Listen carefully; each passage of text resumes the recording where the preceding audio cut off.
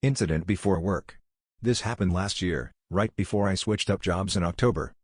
I used to work really early in the morning. I would catch a transit bus at 4:30, get to my intersection and hopefully catch a connecting bus. I didn't like walking in this neighborhood for two reasons. 1, I was almost hit by a drunk driver while walking to work, and 2, I have a lot of body pain that made walking distances difficult. My bus was running late, so sadly I did miss my connection and was forced to walk. So I began my 15-minute walk to my job in the dark of the morning. Now, the neighborhood is strange. One of those where you simply cross a street and you are in either the good or bad side of the neighborhood. I was in what was the newer, good side of this area. To add into this, the area is barely lit with hardly any street lights. So it was an anxiety-inducing walk. As I am walking, I see headlights down one of the darkened streets.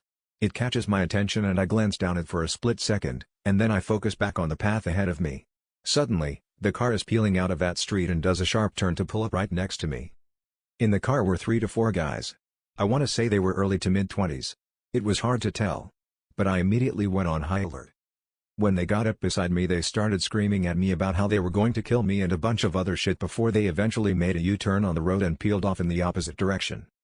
My heart was racing, I was shaking.